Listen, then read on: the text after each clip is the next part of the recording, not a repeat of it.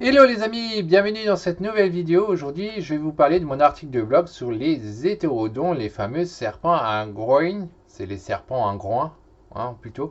Donc les serpents qui ont un nez de cochon, comme on dit. Alors pourquoi ils ont ce nez-là? On pourra se poser la question. En fait, c'est parce qu'ils sont fouisseurs et en fait, ils creusent la terre pour pouvoir déterrer des crapauds. Et c'est comme ça, ils vont attraper les crapauds. C'est assez marrant. Voilà, on va parler de cet article que j'ai écrit. C'est un article que vous pouvez retrouver en description, hein. Donc sous la vidéo, il y a le lien, vous pouvez cliquer, vous pouvez tomber dessus et comme ça vous pourrez lire l'article parce que moi je vais juste vous parler en gros des sections, je ne vais pas vous lire tout l'article.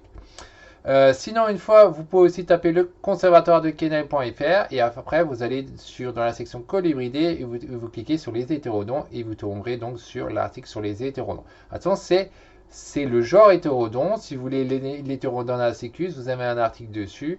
C'est pas la même chose. En tout cas, vous avez les deux. Vous pouvez lire les deux si ça vous intéresse. Alors, déjà, la première chose que je fais, c'est que je vous pose quelques questions pour voir si l'article vous intéresse ou pas, hein. Ça, c'est une première chose. Ensuite, je vous dis qu'est-ce qu'un hétérodon. Première section. Deuxième section, je parle de l'étymologie des hétérodons, d'où vient donc le fameux nom hétérodon. Ensuite, je vous parle de la taxonomie des hétérodons.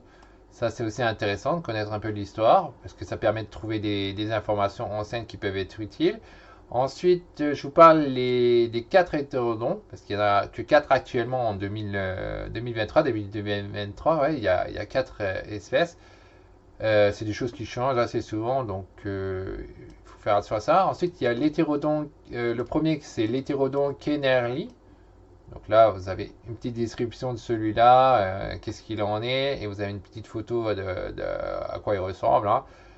Ensuite, vous avez l'hétérodon nacicus. Donc ça, c'est l'hétérodon le classique qu'on retrouve en captivité, hein, qui a beaucoup de morphes. Ça, c'est l'espèce comment elle est dans la nature, hein. Elle est plutôt brune en réalité. Ensuite, je vous parle de l'hétérodon platyrrhinos. Alors lui, donc là, il y a pas mal d'infos. Lui, il a par contre plusieurs formes de couleurs dans la nature, hein. Donc là, il est noir. L'autre photo que je vous ai montré, c'était rouge au départ. C'était un platyrrhinos, hein. Il y a plusieurs formes de couleurs, donc naturelles, qui n'ont rien à voir avec la génétique que vous voyez chez l'hétérodon nacicus, qui n'est pas la même chose, hein. Des défauts génétiques et des formes de couleurs naturelles, c'est pas la même chose. Ensuite, je vous parle donc du dernier, qui est l'hétérodon sinus. Donc il y a cette apparence-là, donc vous avez toutes des informations dessus.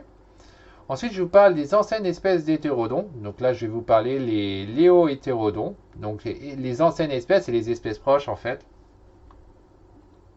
Donc je vous parle des léohétérodons. Donc ça, c'est par contre une espèce qui se trouve en réalité à Madagascar, mais qui a des apparentés entre eux. Et l'autre espèce, c'est les xénodons que vous trouvez en Amérique du Sud.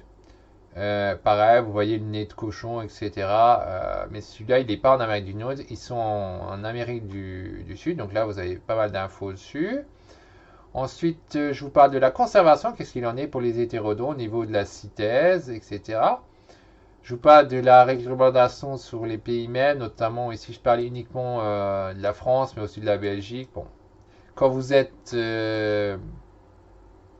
quand vous êtes suisse ou au Québec, c'est pareil, il y a des réglementations, il faut faire gaffe, il faut faire attention. Ensuite, qu'est-ce que vous pouvez faire pour la conservation? Donc là, je propose des choses sur ce qu'on peut faire, notamment adhérer à des registres généalogiques ou créer vos propres registres généalogiques, c'est important, et d'autres trucs.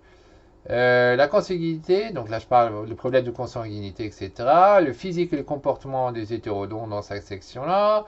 Leur défensive, les toxines et les crochets des hétérodons, qu'est-ce qu'il en est au niveau de leur crochet. Que mangent les hétérodons, hein. Ça c'est intéressant de savoir qu'est-ce qu'ils mangent naturellement et savoir qu'est-ce que vous pouvez donner en fait en réalité en captivité parce que c'est pas forcément des rongeurs, c'est une mauvaise habitude de faire ça, surtout quand vous voulez faire de la conservation. Il faut rester le plus proche possible de la nature. Alors c'est pas possible de faire exactement, mais si vous voulez pas que l'animal il commence à muter, à changer, il faut essayer de chercher d'être proche de ce qu'il mange. Le plus proche en tout cas. Sinon, c'est plus difficile après de les mettre dans la nature s'ils ont muté génétiquement en partie au fil des générations. Et donc, c'est pas bon. Ensuite, la fiche théorique. Donc, après, je vous parle de la fiche théorique de la maintenance des hétérodons, hein. Je vous parle des besoins en chauffage, hygrométrie, la reproduction, la section plus loin. L'incubation du juvénile, quels terrains vous conviendrait au départ, hein, par quoi commencer. Bon, ça, vous en doutez un petit peu, hein, c'est assez facile par lequel commencer. Et puis après, je vous parle du prix, hein, vous pouvez en avoir, etc. Mais attention, hein, c'est sous permis sur beaucoup de pays, dont la France. Alors, c'est pas le cas en Belgique pour le Nacicus, mais pour les autres, c'est sous permis, il faut faire gaffe à ça. Et puis voilà, après je vous parle le mot de la fin, c'est si mes articles vous plaisent, vous voulez en savoir plus par la suite, c'est bien de vous inscrire, comme ça vous êtes au courant des nouveaux articles, vous recevez 5 vidéos gratuites sur la maintenance, vous accédez au forum, Telegram, etc. Donc voilà pour cet article sur les hétéros. Donc, il fait un peu plus de 5000 mots quand même. Donc, il y a pas mal de valeurs que je vous ai créées. Et j'espère que vous apprendrez pas mal de choses. J'en suis certain qu'il y a des choses que vous ne savez pas. Ça, c'est certain. Et après, voilà, c'est à vous de voir si vous voulez lire ou pas. À la prochaine, les amis, pour la prochaine vidéo.